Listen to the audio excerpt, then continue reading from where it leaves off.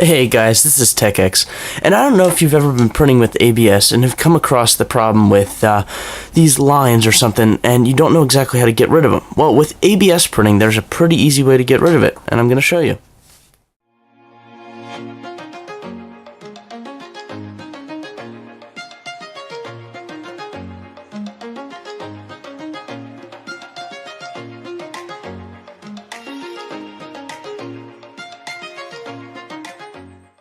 So when I first heard of this, it's called ABS smoothing. When I first heard of it, I didn't exactly know what it was or how it worked. It's actually a fairly simple process. When I first got into it, I thought it would be a pretty expensive build or whatever, but you can do this with very cheap materials. So obviously this will. Well, one of the most confusing things that I didn't know about when I was first starting out with this is this only works with ABS. That's why it's called ABS smoothing. So that's something important to know. So if you're ever going to plan to smooth something, you need to use an ABS filament. And what we're going to be using, we need acetone. This you can get at Walmart pretty cheap, and it's, I don't know, I think it's like $5 or $6 or something like that for this. And really, that's the main thing that needs to stay consistent. Besides ABS and the acetone.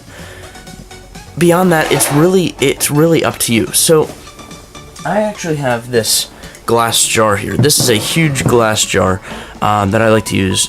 It's great because I can see through it, but the only problem is I can't fit larger objects through the top of it because it's restricted at the top.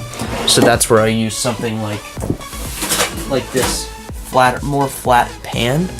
And this, I know, again, it's just, these are just recycled tins I had sitting around. Like, you don't need anything super expensive for this, and that's what's so awesome about it. Because again, these probably not gonna be using these again after you use them for ABS. Again, you want to make sure it's like a glass or metal, not a plastic, because there's a chance it could melt or weaken. Like PLA will weaken under a long-term exposure to acetone. So for this, basically, for the flat pan, this is really nice. The inside, I use a flat metal sheet, just to basically keep it off of the bottom, out of the acetone. And I then put like a piece of foil over top, a really flat piece of foil, and then I put like PAM on it. And so that'll basically keep it from sticking, because this stuff if you leave it in there too long, again, you have to find the right amount of time, but if you leave it in there too long, it'll start to really melt it, and it'll turn into liquid. And so some of the acetone will gather underneath of it, and it might mess it up in the bottom. But basically, what ABS smoothing is heating up acetone to a vapor contained inside this jar, so that the vapor melts the outside of an object. Like, again, the snowman, which I'm going to be showing you guys. The snowman, a couple snowflakes. You can see it's a little bumpy here and there. And then takes it to something like Mario, where you can see this is printed on pretty much the same filament, and he's like glass smooth. And it takes a little bit of time to get used to figuring out exactly how you're going to have your objects, or how long you need to have your objects in the bath. But yeah, it turns out really nice. Sometimes, I have had failed prints where they'd stuck to the bed and I pulled it off and it just kind of squishes together, and that was too long. So the last thing that I'm gonna need for this, again, depending upon it, I use the same base for both of these, is a large flat. Sorry for the noise. Large flat tin, and this is just to contain the hot water. So we're gonna be putting these containers into the jar, or into the flat pan, and then we take that flat pan, pour the hot water in, and it heats up and we just leave it in there till we see or get an estimated time with the metal pan. I'm going to show you real quick how to build this one though. So let's get to that. So when you go into building your acetone smoothing chamber, you can use a range of different sizes, shapes, and materials, like metal or glass. I wouldn't use plastic. I wouldn't do that. Glass I prefer a little bit more. I'm going to be using the Mount Olive full-size pickle jar, because this is a great size. It's a little over a foot tall, so I can get fairly tall things in there, especially since my printer can print like 240 millimeters max height, so that's great for this. The only problem is that the neck restricts it somewhat, so that is a little bit of a problem, but again, for taller, skinnier things, it's not as big of a deal. So alongside of that, you will need a piece of foil. It doesn't need to be perfect. It's a good idea to have it relatively flat, though. I'll show you why in just a little bit. As well as a coat hanger without any paper or anything on it. This is going to be just to insert it into. This is how you can retrieve your objects out of the bath. Again, just wire. You don't have to use this. It's just, this is cheapest, and for me at least, the cheapest option, as well as it's most readily available. And then you're going to need wire clippers and just pliers to be able to bend it. So first things first, you're just going to take your wire clippers and you're going to clip off the wire right after the bend of right after the neck. So now basically we're just going to use one straight piece of metal, so we just need to straighten this out as much as we can. So it doesn't have to be beautiful, really, just decent enough that you can take it from this 2-foot piece of metal to what we need. So we're actually going to take the opposite ends and just fold a little bit of a hook on the side so we can pull them out. That we might adjust later depending upon the height. And then we're going to kind of estimate for the height of the jar. This is about the height of the wire, and it can be adjusted, changed if it needs to come up higher or lower. That can be changed. I want to bend it to about a 95 to 100 degree angle, just so it sticks out a little bit from the inside of the jar, and then I'm going to do the same thing on the other side, and then whatever we have left in the center is going to be what we're going to use to make this zigzag in the center. So now there we have it. It's a pretty simple thing. Again, this isn't zigzags in the center, but this is just both sides angled to where they need to be, and again, we can adjust it later. But now that I have about maybe 1.5 feet, a little over a foot in the center, I'm just going to try to make square zigzags. Basically, bend it so that it comes out to a little bit less than the width of this, and then going to just kind of try to get it as tight, accordionize it as tight as possible, so that we can then make this a little bit fit in here and basically make something that this foil will sit on.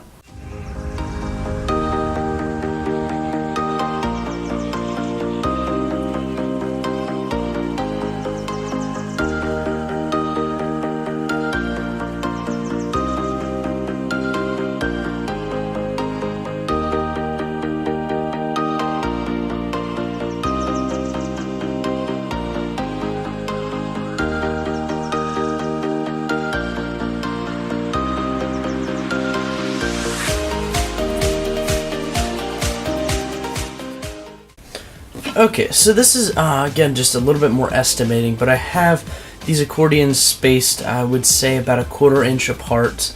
I've got about a 1/2 inch down here at the bottom. I've got about 1/4 inch. This is just kind of leftovers up at the top here. And then after that, these were spaced, or the lengths of these accordion, each fold was about 3 inches. Just very, very rough. But it was just to kind of get an idea for how I was just kind of smushing it, stretching it, just to see how it fit in here. And again, this is not going to be very specific because it's not meant to be built for just one thing. I mean, it's great if it works for this, but this is just largely an idea. So after we take this, you want to kind of flatten it, try to flatten it as much as you can. Push the arms towards the inside a little bit, but now you can take it and insert it. And this is actually just a little too wide. This is just a little too wide. It's kind of what I want. So what I'm gonna do is just kind of squish it in. But now that means when I go to pull it out, it'll actually kind of stay up there a little bit. And now I can also now it won't come all the way out, which is kind of it depends, but that's kind of what I like. Now I can fit it down inside, and I could leave it here above the acetone, so that it won't be right in it. Or since this has got a little bit of a bevel and a higher part in the center, what I can do is I can just push it in and set it right in there, and now these sides hold it down and give it a little bit more stability. So now what we need to do, now that we got that, just kind of fold this so that it fits on within the area of the lid. So there's not really any specific way to do this. It's just kind of like just however it looks like it'll fit, and then go from there. Okay, so there it is. Basically, after folding it down and pushing it on the smooth table, it started to gain a lot more of a smooth edge, which is great. The center isn't as sturdy, but the outside is much more sturdy.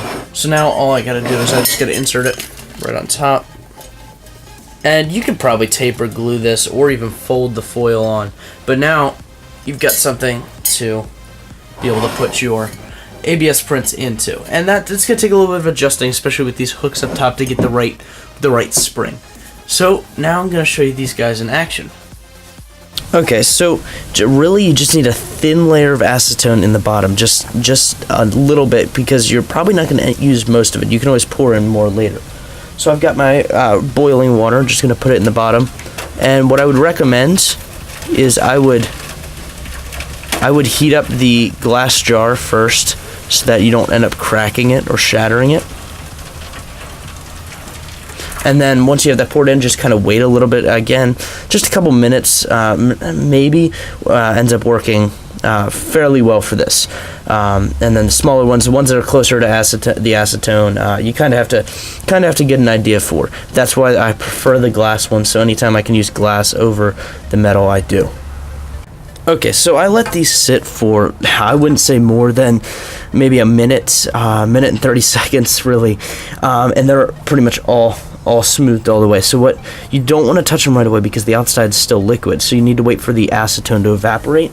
You can just leave it out like this, or if you want to get better, let it cool down quicker, or dry quicker, you would pull it out. I'm just gonna leave them in there for now, but make sure you drain off any of the extra acetone that was on the foil, otherwise that might mess up your print afterwards. So let's go check out the snowflakes.